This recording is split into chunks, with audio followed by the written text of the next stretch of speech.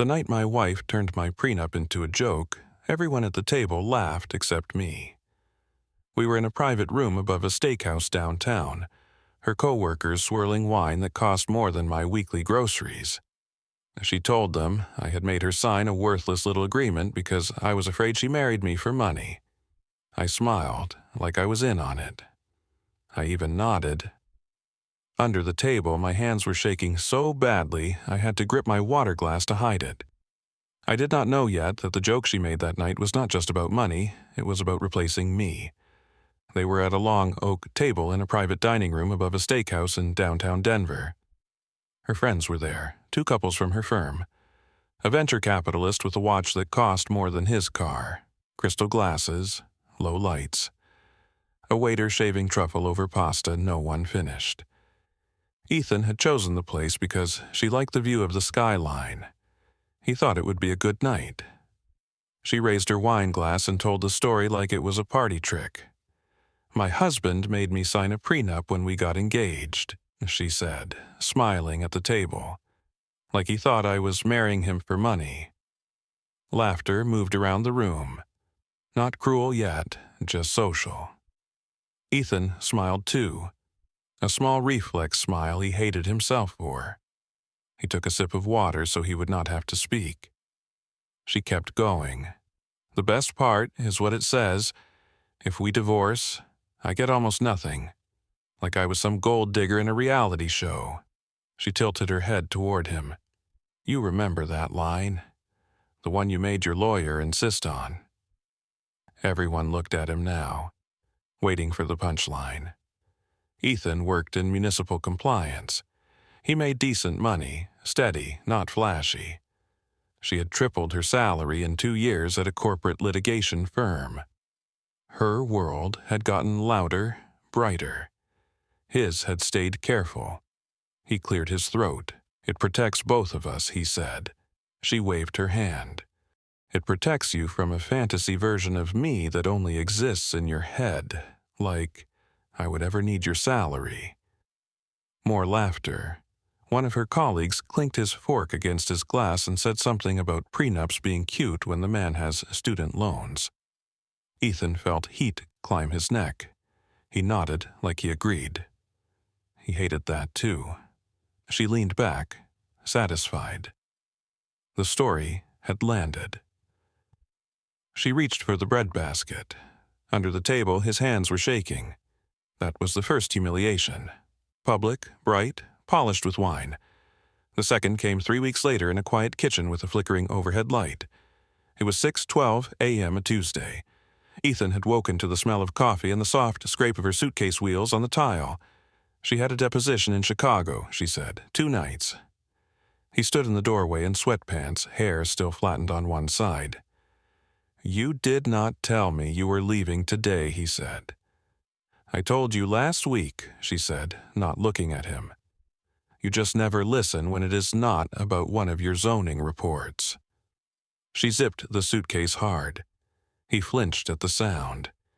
He tried to kiss her goodbye. She turned her cheek. Her perfume was already on, sharp and floral. Office armor. She left without finishing her coffee. The mug sat on the counter all morning, lipstick mark drying into a dull rose. Ethan washed it before leaving for work. He did not know why that detail hurt the most. At the office, he stared at spreadsheets and missed 3 emails from his supervisor. His hands kept drifting to his phone. He told himself it was just distance, stress, her job, their different worlds. He did not know yet about the hotel bar in Chicago, the photo, the timestamp. That part came later. Not as a dramatic reveal. As a slow leak, the first drop was an expense report.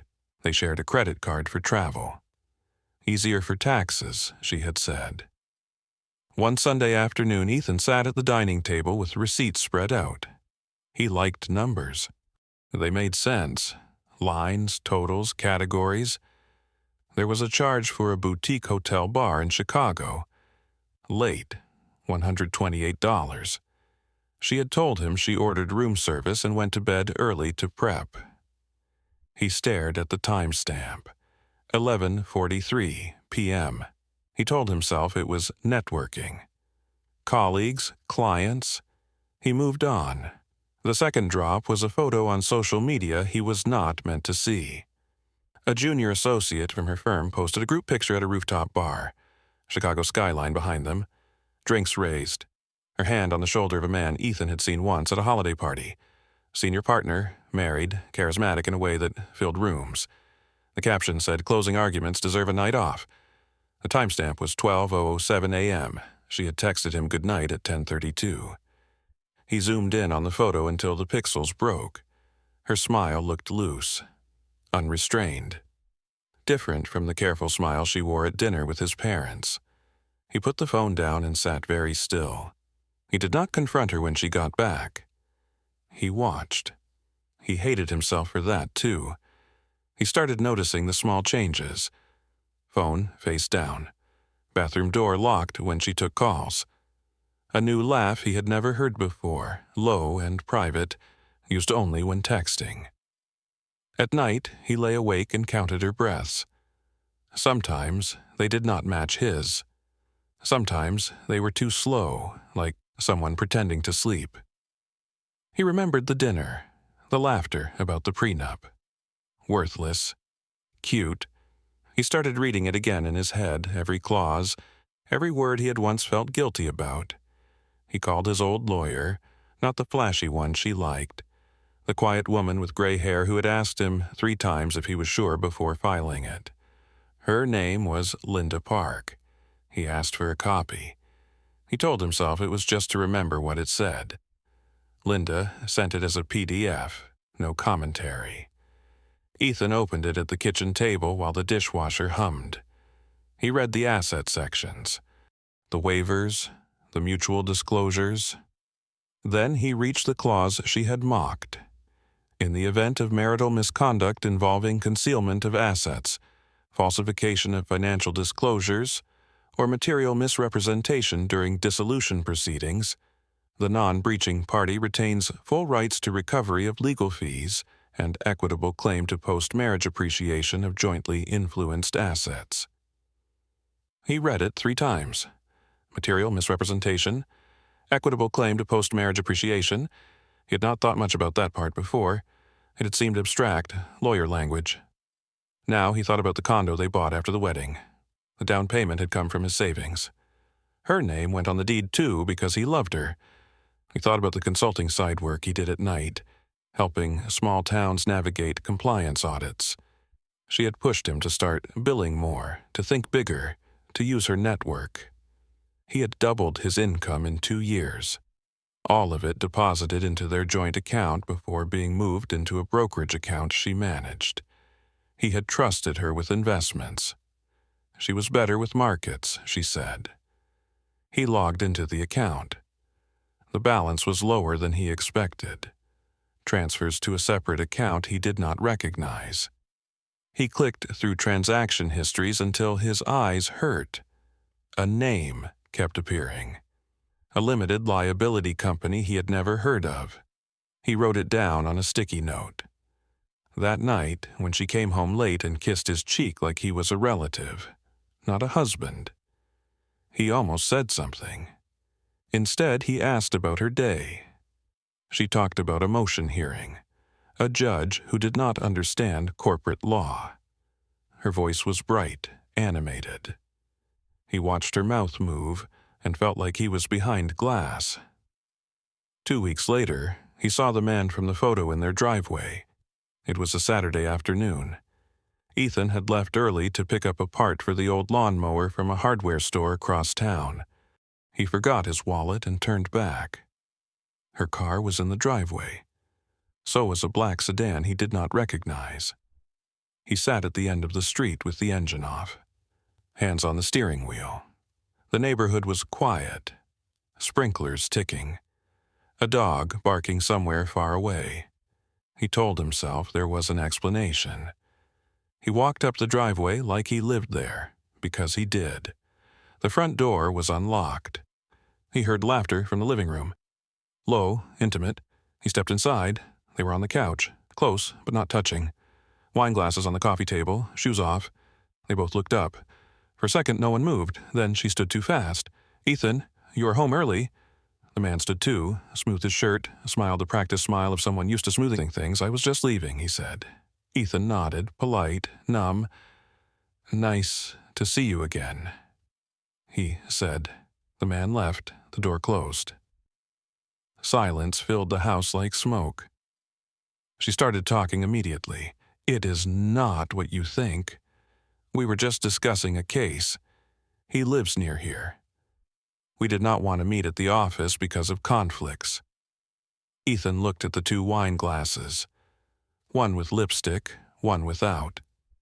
He looked at the throw blanket on the couch, tangled. He felt something crack, not loud, not dramatic, just a quiet internal snap. "Okay," he said. She stopped talking. That was all. "Okay." He walked past her and went upstairs. In the bathroom, he locked the door and sat on the edge of the tub. He pressed his palms into his eyes until he saw white sparks. He did not cry. He wanted to, nothing came. That night, he slept on the far edge of the bed. She faced the other wall.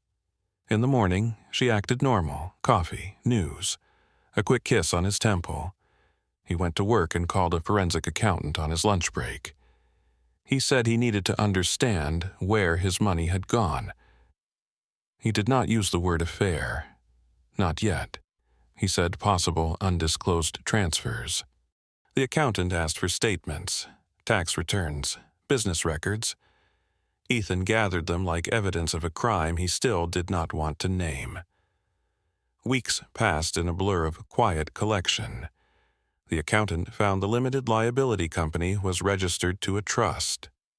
The trustee was her. Funds had been moved from their joint brokerage into this entity over 18 months. Investments in startups. One had recently been acquired. The payout was significant. Life-changing. The account was not in Ethan's name. He stared at the numbers on the report. She had built something, quietly, using money he earned, without telling him. He thought of the dinner, the laughter, worthless prenup. He felt something new then, not just hurt, clarity. He filed for divorce on a Thursday morning while she was in court. He did not warn her. The papers were served in the courthouse hallway. She called him within minutes. "What is this?" she said, voice sharp. "I think we both know," he said. "You are blowing up our marriage over nothing," she said. "Over insecurity." He did not argue. He let the lawyers speak after that.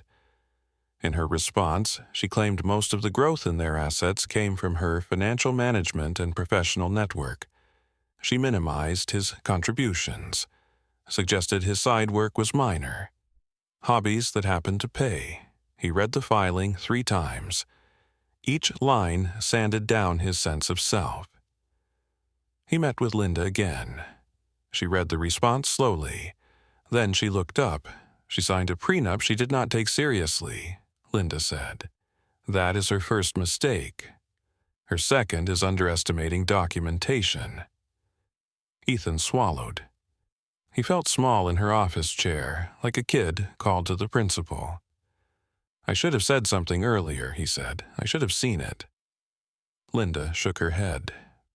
People trust the person they marry. That is not stupidity, that is hope. He looked at the framed degrees on her wall. Years of law school. Experience. He felt like a man who had brought a paper cut to a surgeon. The case moved forward. Depositions, document requests. Her lawyer was aggressive, confident. Treated the prenup like an outdated relic. At mediation, she sat across from him in a navy suit he had once helped her pick out. Hair perfect. Expression controlled. She leaned toward her lawyer and whispered, smiled at a joke. Ethan kept his eyes on the table. When it was his turn to speak, his voice trembled. He hated that she saw it. Her offer was simple. He could keep his retirement account. His car. She would take the condo and the investments tied to her trust. She called it fair. He looked at the numbers. Looked at Linda. Linda said, "We decline." Her smile flickered for a second, then returned. "Fine," she said. "We will let the court waste time on this." Court did not feel like a waste to Ethan.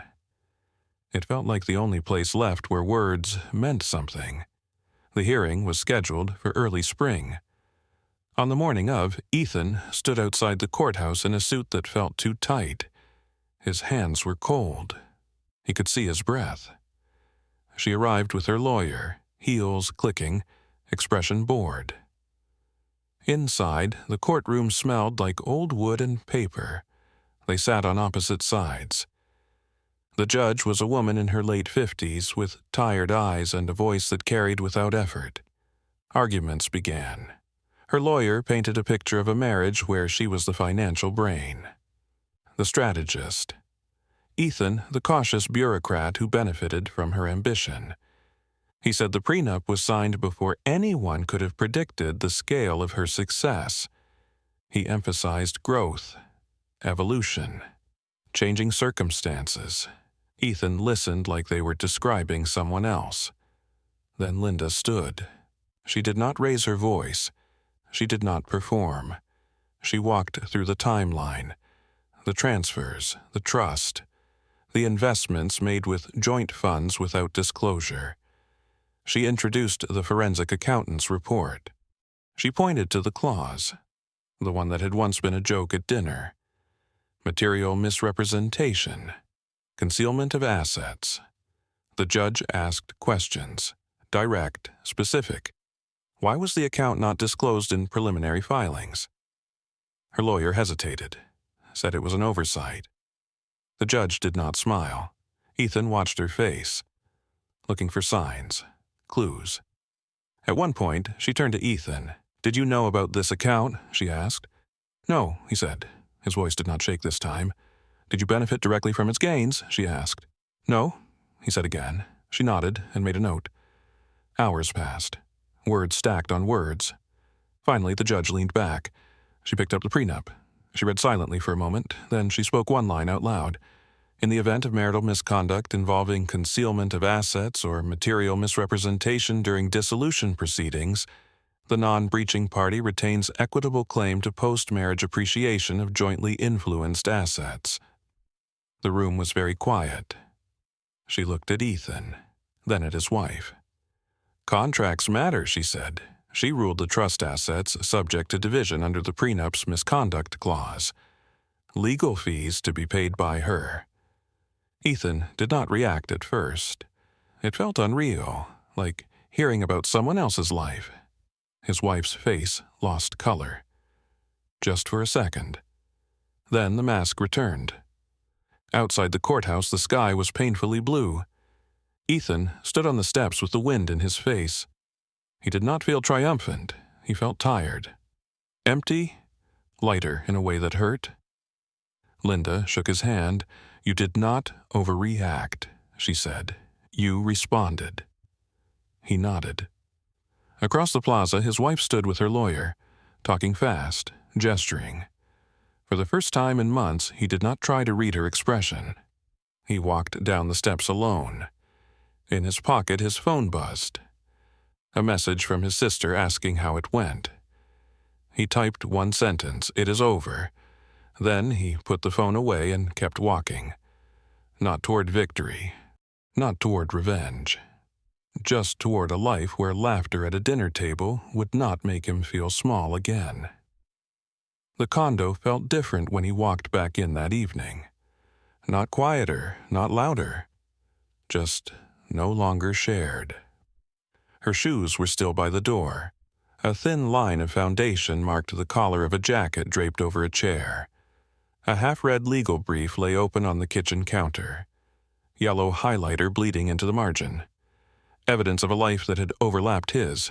He stood in the entryway longer than necessary, keys still in his hand, listening to the refrigerator hum. His body expected tension. A voice from another room. The careful choreography of not looking at each other. Instead, there was space. He set his keys down and sat at the kitchen table. For months, he had imagined this moment as explosive. Anger, shouting, accusations finally released. What he felt instead was grief that had lost its sharp edge and settled into weight. He opened his laptop and stared at a blank email to his supervisor. He had taken days off for court. He had not explained much. He typed slowly. "I will be back full-time next week. I may need some flexibility for a while as things settle."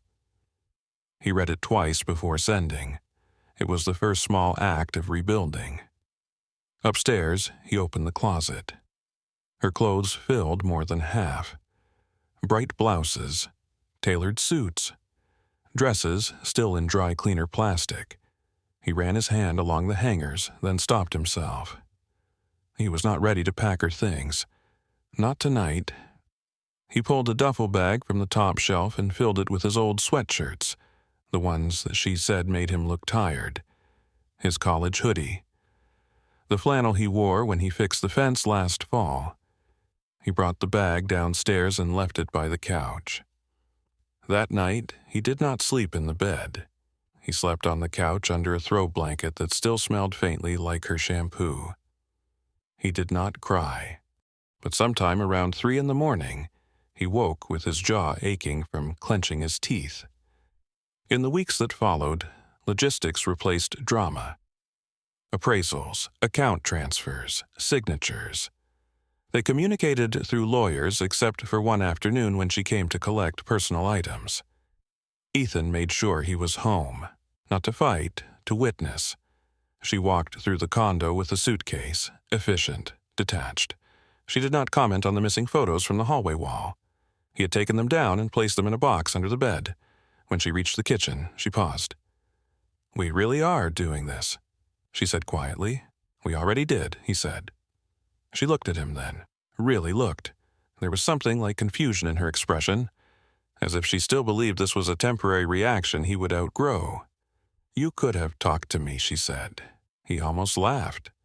Not because it was funny, because the distance between their realities felt impossible. "I tried," he said, "a lot."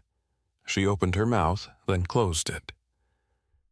For a moment, he saw the woman from years ago, the one who ate takeout with him on the floor of their first apartment, the one who cried when she did not get an internship and let him hold her until she fell asleep. Then the moment passed. She zipped the suitcase. At the door, she hesitated. "You always thought I looked down on you," she said. "Maybe if you had believed in yourself more, things would have been different." The words landed softly, almost gently. They hurt anyway. "Maybe," he said. She left.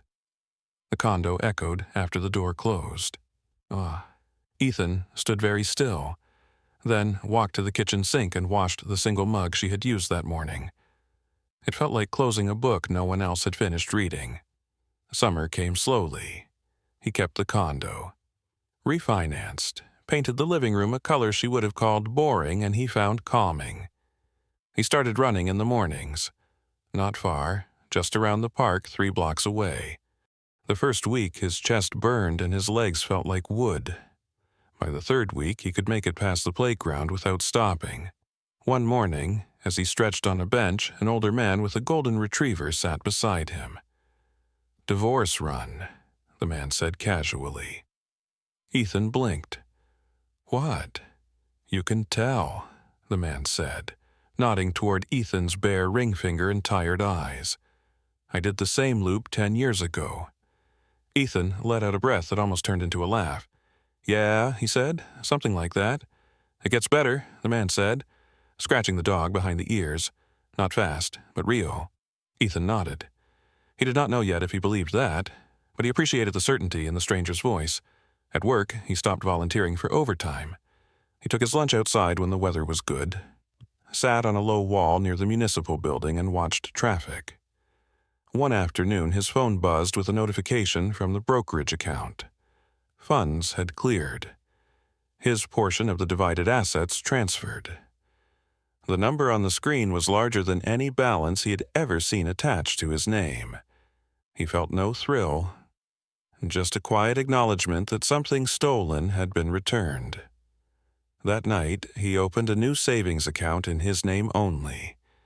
He labeled it nothing dramatic, just future. He did not tell anyone, In the fall, he enrolled in a certification program related to his compliance work, something he had postponed for years because it felt impractical. Sitting in a classroom again at night felt strange. He was older than most of the other students, quieter too, but when he answered questions, his voice did not shake.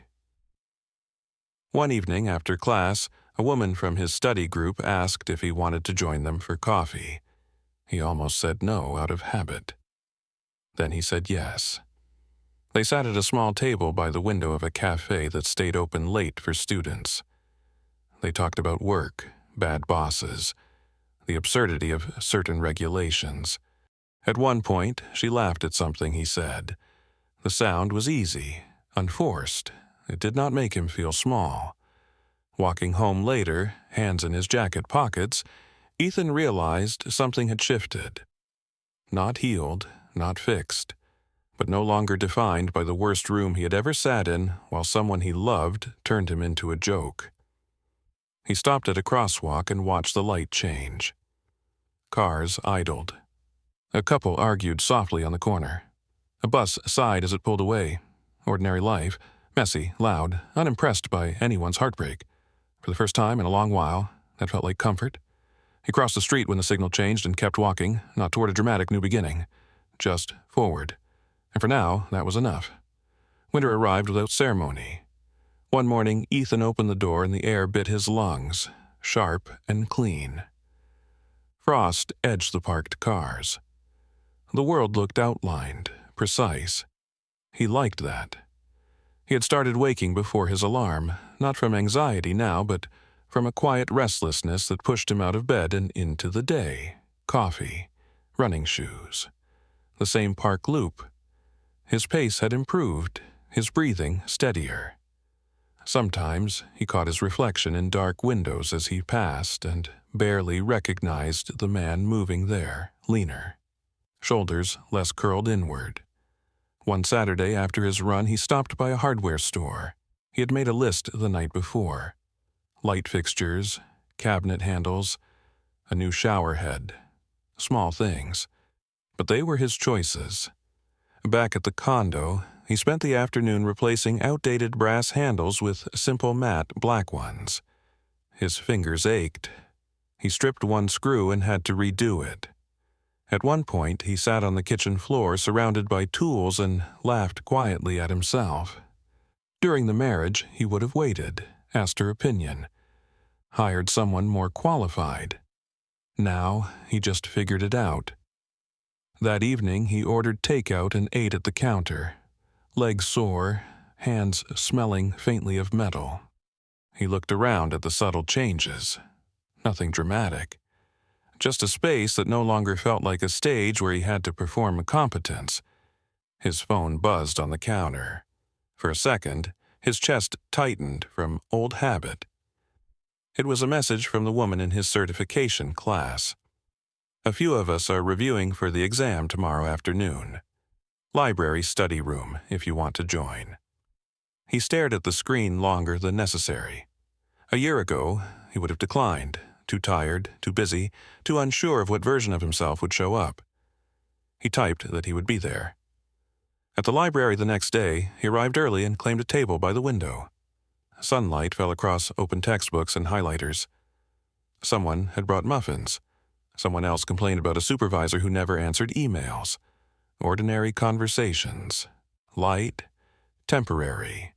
He found himself talking more than usual, explaining a section of regulatory language in a way that made two people nod with relief. When the woman beside him smiled and said that actually makes sense now, something warm moved through his chest. Not pride exactly, more like recognition. Later, walking to his car, he realized how long it had been since anyone had needed his knowledge without turning it into a punchline. The legal and financial aftermath of the divorce faded into paperwork and scheduled payments. His ex-wife emailed once about a document she needed signed. The message was short, professional, no edges. He responded the same way. After that, silence. He did not check her social media. He did not ask mutual friends for updates. Some nights he still replayed memories. The dinner, the kitchen, the couch. But they came less often, and when they did, they felt like scenes from a life he had already walked out of. In early spring, he hosted people in the condo for the first time. Nothing formal, just 2 classmates and a neighbor he had started chatting with in the elevator. He cleaned too much beforehand, rearranged chairs 3 times, almost canceled.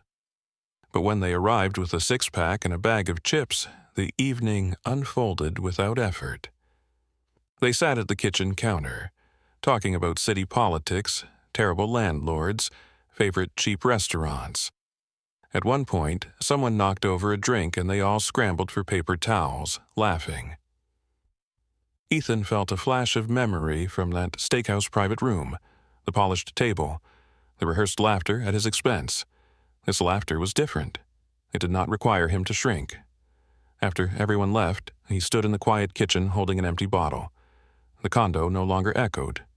It hummed. Months later, on an ordinary weekday afternoon, he stepped out of a municipal building after a meeting that had gone surprisingly well. The sun was warm on his face. Traffic moved steadily.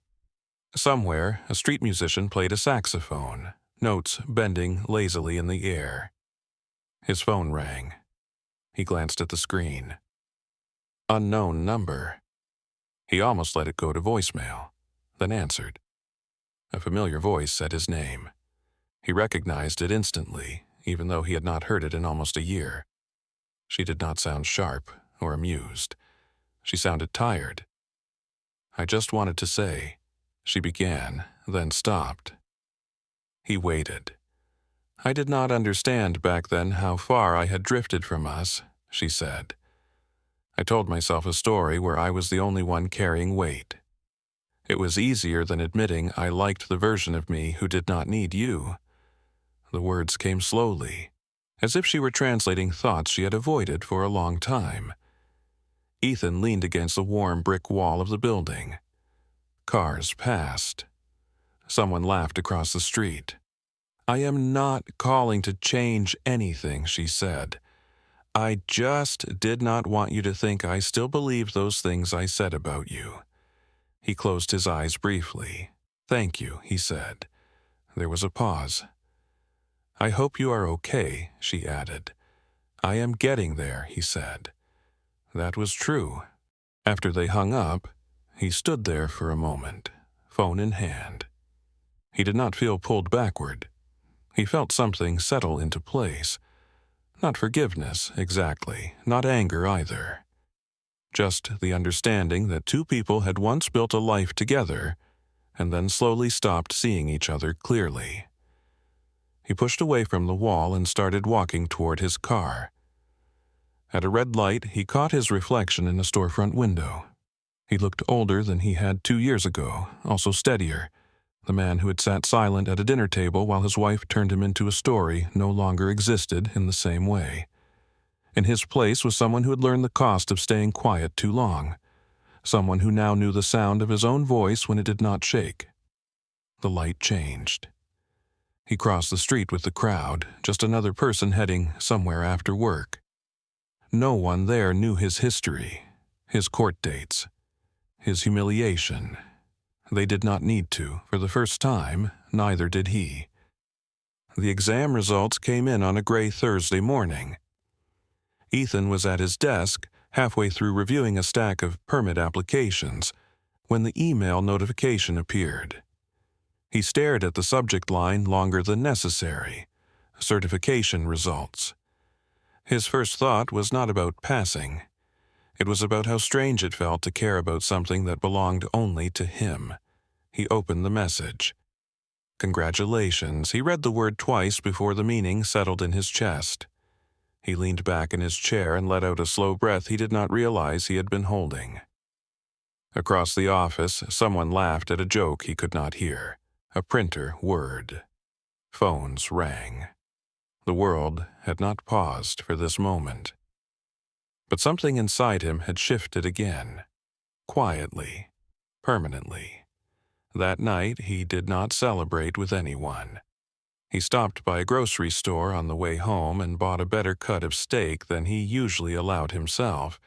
He cooked it carefully in a pan that still had a loose handle he kept meaning to tighten. He ate at the small table by the window, watching headlights pass below. Halfway through the meal, he caught himself smiling for no specific reason. Not because everything was fixed, because something was growing. Weeks later, his supervisor called him into the office. A new regional compliance project was opening up. More responsibility, some travel, a pay increase. 2 years ago, Ethan would have hesitated. Worried about being away from home too much. Worried about how it would affect someone else's schedule, someone else's priorities. Now, he asked practical questions. Timeline, expectations, support. He said yes before fear had time to write a script in his head. The first trip was to a small town 3 hours south. He checked into a modest hotel with patterned carpet and a lobby that smelled faintly of lemon cleaner.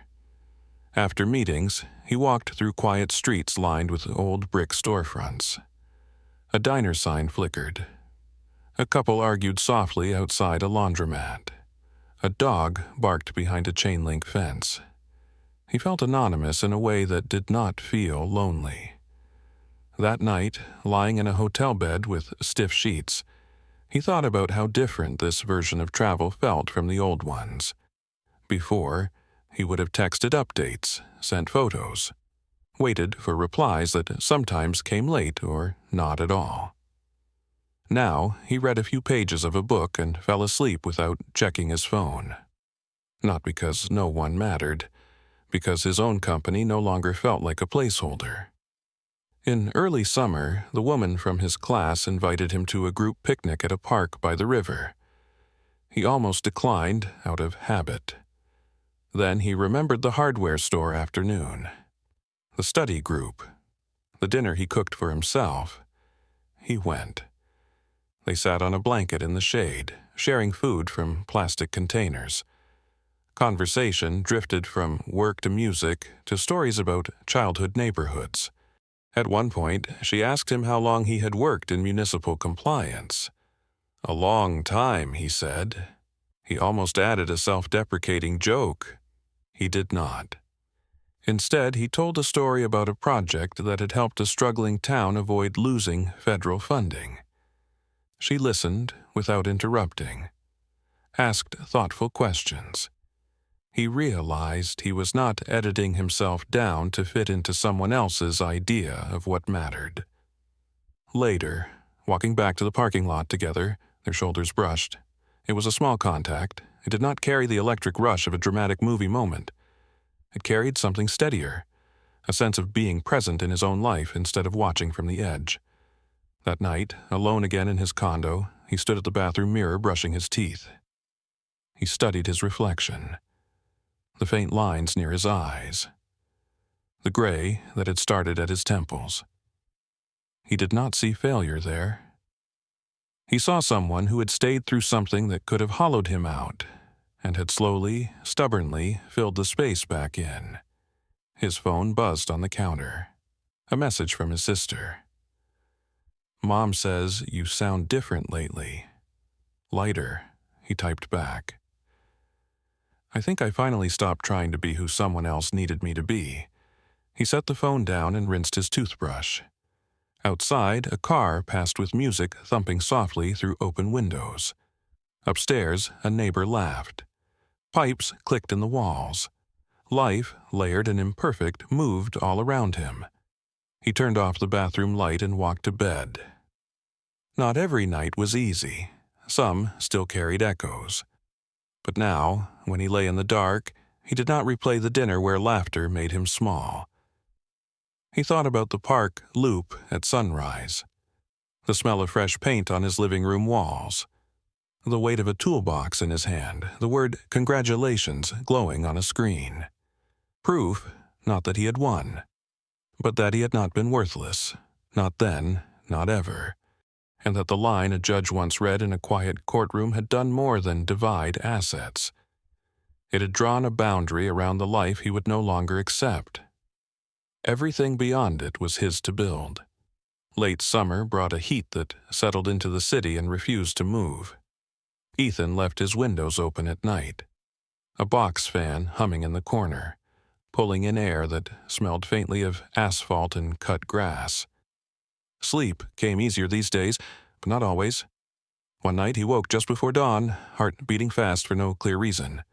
For a few seconds he did not know where he was.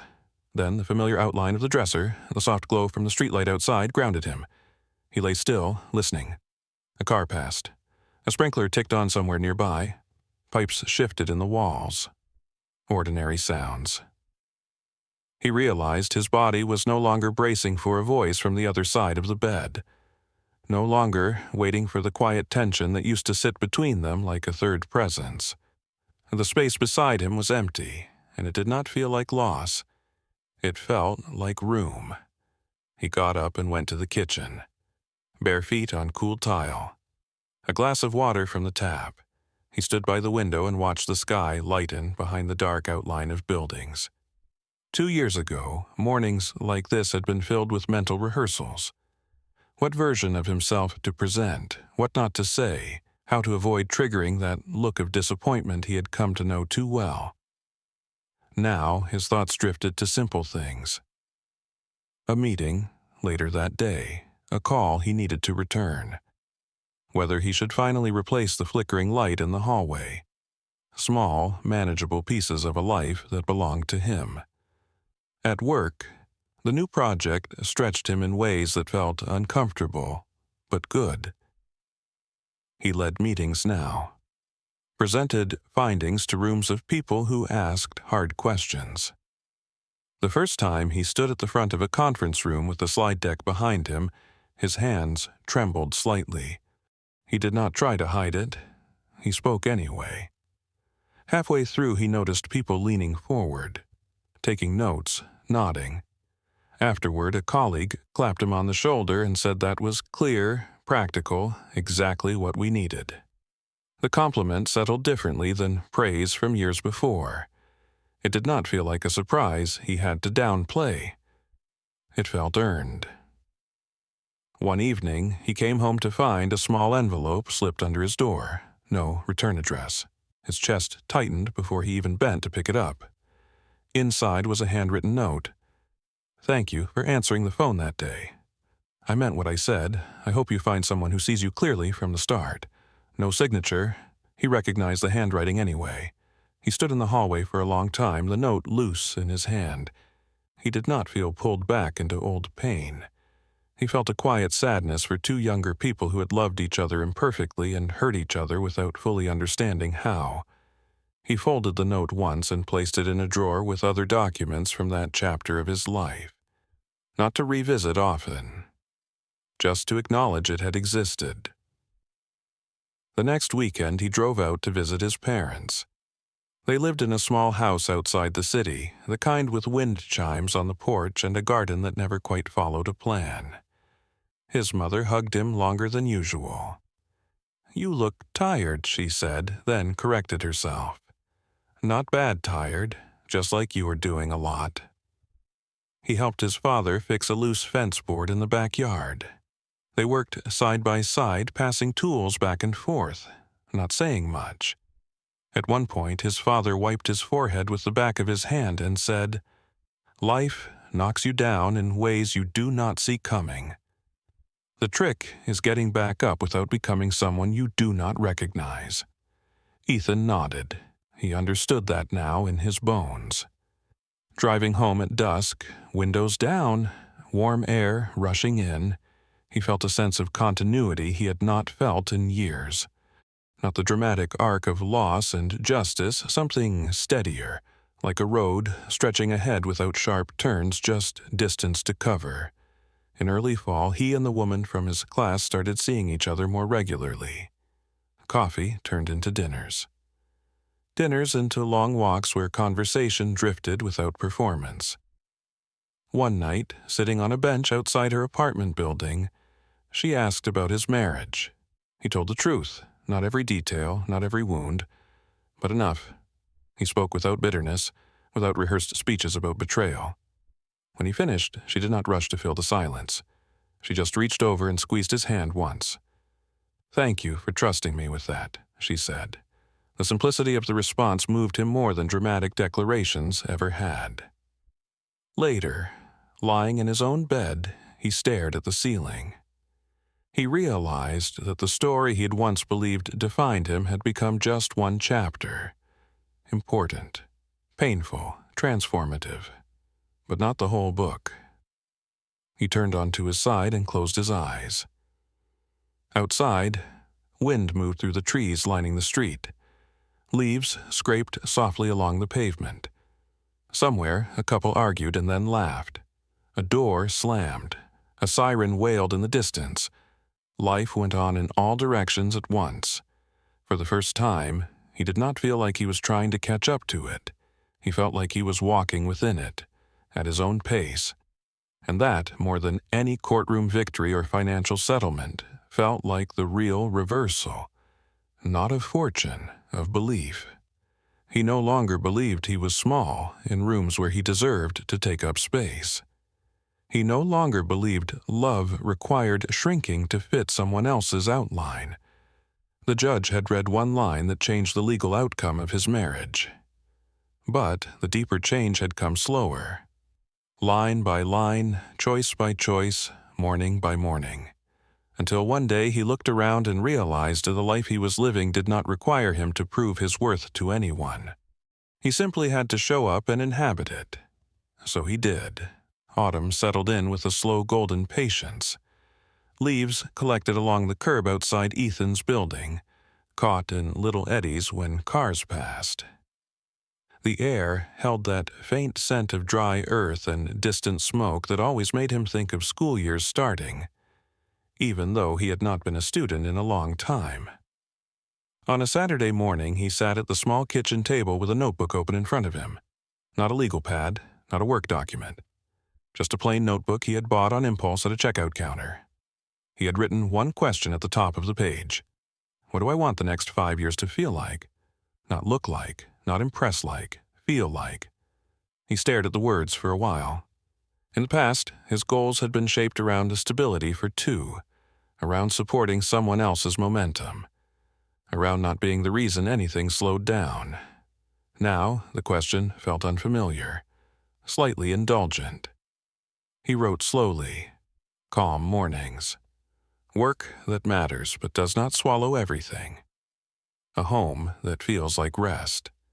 People who speak to me with respect, especially when they are upset. Room to grow without being laughed at for trying. He set the pen down. It was not a dramatic vision. It was enough. Later that day, he met friends from class at a Fall Street fair downtown. Food trucks lined the closed-off road. A local band played on a temporary stage. Kids ran past with painted faces and sticky hands. He stood in line for coffee beside her, their shoulders touching lightly. At one point, she nudged him and pointed at a booth selling handmade wooden cutting boards. "You would like those," she said. "They look like something you would research for 3 hours before buying." He laughed. "That does sound like me." The ease of being seen without judgment still surprised him. They walked past a stall where an older couple sold jars of honey from their backyard hives. The woman behind the table talked about bees with an enthusiasm that lit up her whole face. Ethan listened, asked questions, bought a jar he did not really need.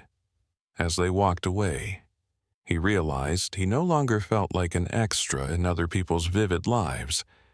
He felt like a participant in his own. That night, back at the condo, he rearranged the living room. Not because anything was wrong with it, because he could. He moved the couch closer to the window, added a floor lamp in the corner, rolled out a rug he had ordered weeks ago and never unwrapped. When he finished, the room felt warmer, softer. He sat down with a book and read until the words blurred pleasantly. His phone buzzed once on the coffee table, a calendar reminder for an anniversary he had forgotten to delete. He stared at the date for a moment. Last year, on this day, they had been in separate rooms, barely speaking, pretending the distance was temporary. He opened the calendar and deleted the reminder. No ceremony, no message to anyone, just a quiet acknowledgement that time had moved. In early winter, snow fell for the first time overnight. Ethan woke to a world softened at the edges. He made coffee and stood by the window watching a neighbor struggle to brush snow off a car with a flimsy plastic scraper. On impulse, he pulled on boots and a coat, grabbed the sturdy brush from his own trunk, and went outside. They worked side by side in the cold, laughing at the stubborn ice on the windshield. When they finished, the neighbor thanked him and introduced herself properly for the first time. They ended up talking for 10 minutes about nothing in particular. The building management, the unpredictable heating system, the best place nearby for soup. Back upstairs, cheeks numb, Ethan felt a small glow that had nothing to do with romance or justice, just connection, simple and unforced. That evening, he cooked dinner while music played softly from his phone. He moved around the kitchen without the old background tension of being evaluated. When he chopped vegetables, he did not rush. When he tasted the sauce, he did not imagine criticism. He just adjusted the seasoning and kept going. Later, sitting on the couch with a bowl balanced on his knee, he thought about the dinner where he had first been publicly reduced to a joke. The memory still existed, but it no longer had the power to define the room he was sitting in now. He had built this room, piece by piece, after walking through fire he had never asked for. The judge had read one line in a courtroom that shifted the legal balance of his life. But the real change had come from hundreds of smaller lines he had written himself afterward. Lines like, "Yes, I will try." Lines like, "No, that is not acceptable." Lines like, "I deserve to be here too." Outside, snow continued to fall, muting the city. Inside, Ethan turned another page of his book, the lamplight warm against the dark. He was not chasing a dramatic new beginning anymore. He was living inside a steady one. And for the first time, that felt like enough. By the time the next spring edged in, the condo no longer felt like a place he had reclaimed. It felt like a place that had quietly grown around him. The certification on the wall near his desk caught morning light now. Not framed in a flashy way, just simple black trim, hung slightly off-center because he had measured in a hurry. He liked that imperfection. One Saturday, he decided to tackle the hallway light that had flickered for months. He turned off the breaker, stood on a step stool, and removed the old fixture. Dust rained lightly onto his shoulders. The wiring looked more complicated than he expected. For a moment, he felt that old reflex. Maybe I should wait. Maybe I should call someone more qualified. Then he took a breath and kept going. When the new light clicked on without sparking or buzzing, he let out a quiet laugh that echoed down the hall. He stood there longer than necessary, just looking at the steady glow. Not because of the light itself, because he had stopped assuming that struggle meant he was out of his depth. At work, the regional project wrapped successfully. In the closing meeting, a senior director mentioned Ethan by name, crediting his steady coordination between departments that usually did not cooperate. The praise was brief. Matter of fact, he accepted it the same way. No deflection, no joke at his own expense, just a nod and a thank you. Later that evening, he met her at a small Thai restaurant tucked between a laundromat and a nail salon. They sat by the window, condensation sliding down the glass, the air inside warm with spice and chatter. Halfway through dinner, she told a story about a mistake she had made early in her career and how embarrassed she had felt. He listened without trying to fix it. When she finished, she looked at him and said, "I like that you do not rush to turn everything into a lesson. You just sit with it."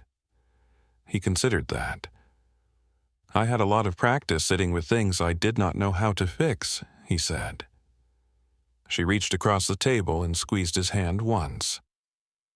There was no grand declaration in the moment, just two people acknowledging the shape of each other's histories without trying to sand them down. That night, walking her to her car, the air cool and soft, he realized something subtle but profound. He was not afraid she would someday discover he was less impressive than she thought. He was not performing competence or humility. He was simply there. A few weeks later, a thick envelope arrived in the mail. Inside was the final statement from the legal proceedings. Accounts settled, obligations complete. He sat at the kitchen table and read the numbers slowly. The financial chapter was officially closed. He folded the papers neatly and placed them in a file box in the closet. Not hidden, not displayed, just stored. A part of his life that had shaped him but no longer required daily attention. That evening, he took a long walk through the neighborhood. Trees were heavy with new leaves. Someone grilled on a balcony, the smell of smoke drifting down to the sidewalk. A kid practiced riding a bike, wobbling, a parent jogging close behind. Ethan paused at the small park where he had first started running after everything fell apart. He sat on the same bench, watching the late sun filter through branches. Back then he had come here hollowed out, moving forward on instinct more than hope. Now he sat with a quiet fullness that did not need to announce itself. His phone buzzed, a message from his sister. "Mom wants to know if you are bringing anyone to the family barbecue next month." He smiled at the screen. "Maybe," he typed back. He slipped the phone into his pocket and leaned back on the bench. The story that had once defined him had begun with laughter that made him feel small. It had twisted through betrayal, paperwork, and a courtroom where a single line shifted the balance. But the real ending had not happened there. It had happened here, in ordinary moments layered one on top of another. Fixing a light, leading a meeting. Listening without rushing, choosing not to shrink. The judge had read one line that protected his rights. Life afterward had been about writing new lines of his own, and as the sky deepened toward evening, city sounds rising and falling around him, Ethan realized he no longer thought of himself as the man who had been mocked across a dinner table. He thought of himself as someone still becoming, not in reaction, not in defense, but in quiet, steady expansion toward a life that fit. He stood, brushed off his jeans, and started the walk home under trees that had grown back their leaves without asking permission from the winter that once stripped them bare. Early summer arrived with long evenings that refused to end on time. Light lingered in the sky even after dinner, turning the windows of the condo into soft mirrors that reflected a life Ethan no longer felt like a guest in. He had started leaving his work bag by the door instead of carrying it room to room. A small change, a signal to himself that work could stay contained. One Tuesday evening he came home later than usual, shoulders tight from a day of back-to-back meetings. In the past, that kind of exhaustion would have turned into quiet resentment, a sense that he was carrying weight no one noticed. Now he dropped his keys in the bowl by the door, loosened his tie, and stood still for a moment in the entryway. The air inside smelled faintly of lemon cleaner and the basil plant he kept by the window. He breathed in slowly. The tension did not vanish, but it did not take over. He changed into an old t-shirt and stepped onto the small balcony with a glass of water. Below, someone walked a dog that zigzagged across the sidewalk. A couple argued softly, then fell quiet. Music drifted from an open car window at the stoplight. Ordinary life moving in every direction. His phone buzzed in his hand. A message from her. "Are you free this weekend? There's an outdoor concert in the park and I thought of you." He smiled at the screen before he could stop himself. "Yes," he typed. "I would like that." Saturday evening, they spread a blanket on the grass among dozens of other small groups. Kids chased each other with glow sticks as the sky darkened. The band played a mix of familiar songs and ones Ethan did not recognize, but liked anyway. At one point, she leaned back on her elbows and looked at him. "You seem different lately," she said. "Better different, or concerning different?" "Better," she said with a small smile, "like you are not bracing for something." He considered that. "I think I stopped expecting the ground to drop out every time things feel good," he said. She reached over and laced her fingers through his. They sat like that while music drifted over the crowd, the air warm, the city lights flickering on around the edges of the park. Ethan felt a quiet awareness settle in his chest. This moment did not erase the past. It existed alongside it, proof that his story had not ended where he once thought it had. Later that night back home, he stood in the living room with the windows open, the new rug, the lamp in the corner, the couch angled toward the city lights. None of it was expensive or dramatic, but every piece had been chosen by him for reasons that made sense to him. He walked down the hallway and paused at the closet where the file box sat on the top shelf. For a second, he considered pulling it down, looking through the papers, revisiting the numbers and signatures that had once felt like the final word. Instead, he closed the closet door gently. He did not need to reread that chapter to remember what it had taught him. He turned off the lights one by one and got ready for bed. Lying in the dark, the window open just enough to let in the hum of distant traffic, he thought about the man he had been the night of that dinner. Sitting under low restaurant lights while laughter made him feel smaller with every passing minute. He wished he could reach back through time and place a hand on that earlier version of himself. Not to warn him, not to promise that everything would work out neatly, just to tell him this: you are not wrong for wanting respect. You are not foolish for believing in the person you married. And one day, sooner than you think, you will sit in a room of your own making and realize you no longer measure your worth by whether someone else chooses to see it. The thought did not bring sadness. It brought a deep, steady calm. Outside, a siren wailed briefly, then faded.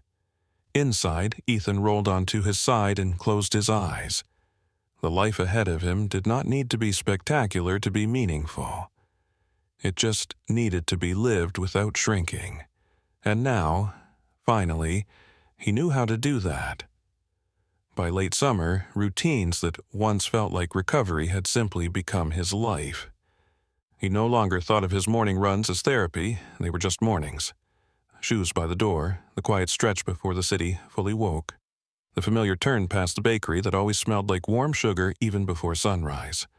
One morning, halfway through his loop, light rain began to fall. Not a storm, just a steady mist that dampened his hair and darkened the sidewalk. A year ago, he would have turned back, irritated, feeling inconvenienced. Now, he kept going. His shirt clung to his back. His shoes squished slightly on the pavement. He laughed under his breath at the simple discomfort of it. Rain did not mean something was wrong. It just meant he was moving through weather. At work, the new project cycle started with a different kind of pressure. Deadlines, budget constraints, personalities that did not naturally cooperate. During a tense meeting, two department heads started arguing across the table, voices rising. All eyes eventually drifted to Ethan. A year ago, that attention would have tightened his chest, made him shrink, wait for someone louder to take control. Instead, he leaned forward slightly and said, "We are all trying to solve the same problem. Let us step back and look at what we actually agree on first." His voice stayed level, not forceful, not apologetic.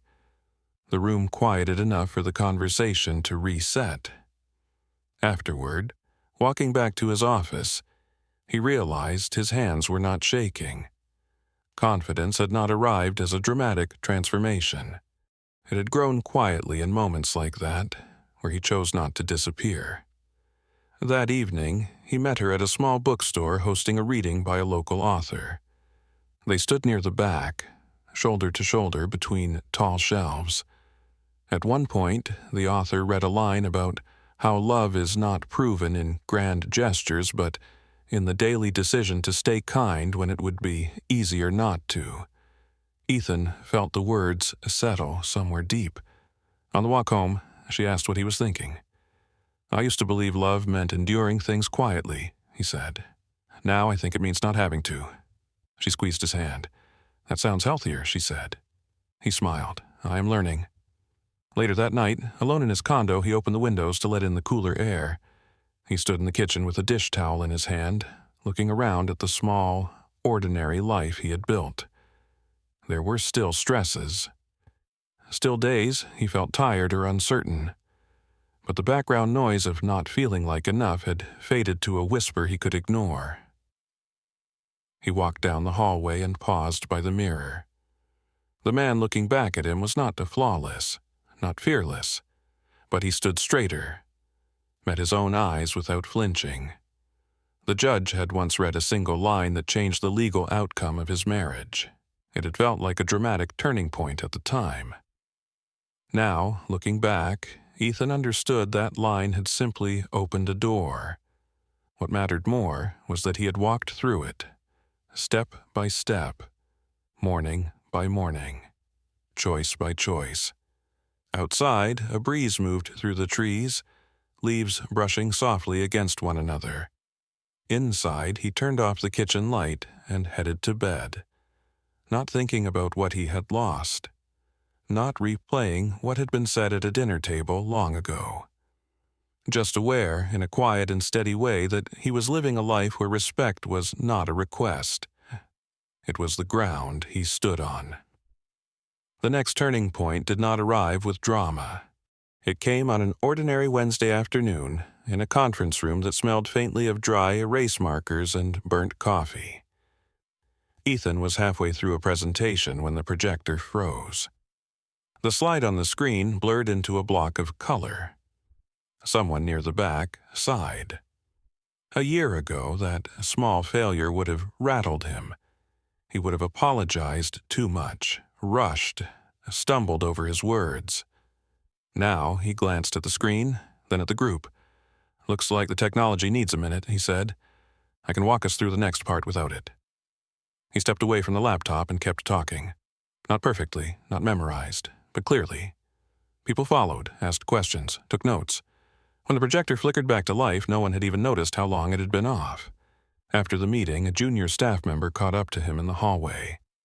"I hope I can run a room like that someday," she said, calm, even when things go wrong. Ethan paused. "I was not always calm," he said. "I just stopped believing mistakes meant I should disappear." She nodded slowly, like she was filing that away. That evening, he walked home under a sky streaked with pink and gold. His phone buzzed. A message from his mother. "Your father told the neighbor you are leading big projects now." He sounded very proud. Ethan smiled at the screen, then typed back, "Tell him I am still figuring it out." He meant it. Growth, he had learned, did not erase uncertainty. It just changed how he moved through it. Friday night, he and her cooked dinner together at his place for the first time. The kitchen was small, and they bumped into each other more than once, laughing as they tried to share counter space. At one point, she handed him a spoon to taste the sauce. "More salt," he said after a moment. She raised an eyebrow. Confident. He shrugged. "I've been practicing making decisions without overthinking them." She smiled at that. Later, sitting on the couch with the plates balanced on their knees, she looked around the room. "This place feels like you," she said. He glanced at the lamp in the corner, the unevenly hung picture frame, the bookshelf that mixed policy manuals with old paperbacks. "It took me a while to let it," he said. They did not talk about the past that night. They talked about a documentary she had seen, a coworker's ridiculous email, whether they should try the new bakery down the street. Ordinary, unguarded conversation. As she left, she paused at the door. "Thank you for letting me into your life at your pace," she said. He felt the weight of that. "Thank you for not trying to rush it," he replied. After she went downstairs, he stood for a moment in the quiet apartment. There was no ache in the silence, just space that felt lived in. He walked to the window and looked out over the street. A bus roared past. Someone jogged by with headphones on. A couple argued lightly at the corner, then dissolved into laughter. Life, in all its messy, overlapping rhythms. He thought about the man he had once been, sitting at a dinner table while his wife mocked a document he had hoped they would never need. Back then, he had believed love required endurance, that respect could be negotiated, that speaking up risked losing everything. Now, he understood something simpler and harder. Love without respect was not love that could hold. And silence, when something felt wrong, was not kindness. It was erasure. He turned away from the window and switched off the light. In the bedroom, he slid under the covers and stared at the ceiling for a moment. His life was not flashy. It did not read like a dramatic redemption arc. It was quieter than that. Built for mornings, he chose to get up and move. Conversations where he stayed present instead of shrinking. Decisions made without waiting for permission to take up space. Somewhere along the way, the humiliation that had once defined him had become just a memory. Important, but no longer in control. He rolled onto his side, the faint city glow outlining the room. Tomorrow would bring its own small challenges. Emails, chores, maybe a run in the park. Nothing cinematic, just another day in a life he no longer needed to defend. And that, more than anything a judge had said in a courtroom, felt like the real victory. Autumn returned again, almost unnoticed at first, a cooler edge in the morning air, leaves gathering in corners of sidewalks, light fading earlier each evening. Ethan marked the season not by dates, but by small shifts in rhythm, switching from iced coffee to hot, pulling a jacket from the closet he had not worn in months, turning on the lamp in the living room before the sun had fully set. One Sunday afternoon he sat at the kitchen table with paperwork spread out, reviewing a proposal for a new regional initiative he had been asked to help design. It was the kind of responsibility that once would have felt like pressure pressing on his chest. Now it felt like weight he was strong enough to carry, not alone, but without shrinking. His phone buzzed. A message from his sister with a photo attached. Their parents standing in the backyard, arms around each other, both squinting at the camera in bright sun. "Your dad finally fixed the shed door you two started last month," the message said. Ethan smiled.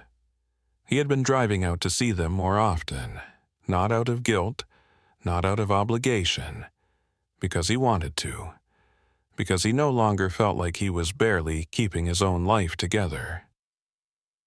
Later that evening, she came over with takeout and a story about a minor disaster at work that ended in unexpected laughter. They sat cross-legged on the rug, containers open between them, talking with the easy overlap of people who did not need to impress each other. At one point, she looked at him and said, "You know, you seem comfortable in your own life now." He thought about that. Comfortable did not mean perfect. It meant he no longer woke each day bracing for disappointment he could not name. It meant he trusted himself to handle what came, even when it was hard. "I worked for that," he said simply. She nodded, like that answer made complete sense. Later, after she left, he walked through the condo, turning off lights. The hallway fixture he had installed himself cast a steady glow. The living room felt warm, even in the quiet. He paused by the bookshelf, running a finger along the spines. Policy manuals, novels, a cookbook with splatters on the pages he used most. Evidence of a life lived forward, not just recovered. In the bedroom, he sat on the edge of the bed for a moment before lying down. There were still nights when old memories surfaced. The dinner, the laughter, the courtroom. But they arrived now like photographs from a long trip. Important. Informative. Not places he had to keep living in. He lay back and listened to the familiar sounds of the building settling for the night. Footsteps overhead. A door closing down the hall. Water moving through pipes. Once, he had thought the judge reading that single line from a contract was the moment his life turned. In truth, that was only the moment the door unlocked. Everything that mattered had come after.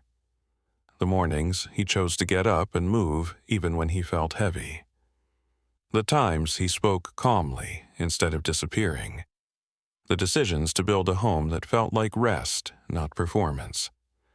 The willingness to let someone new know him without pretending to be smaller or larger than he was. His life now was not defined by the worst thing that had happened to him. It was defined by the steady accumulation of days where he acted in alignment with his own worth. Outside, wind moved through the trees, leaves skittering softly across pavement. Inside, Ethan turned onto his side and closed his eyes. Tomorrow would look ordinary from the outside. Work, messages, a run if the weather held. But inside, that ordinariness was something he had once thought he might never find again. Peace that did not depend on someone else's approval. Respect that started with how he treated himself. And a future that did not need to be dramatic to be deeply, quietly right.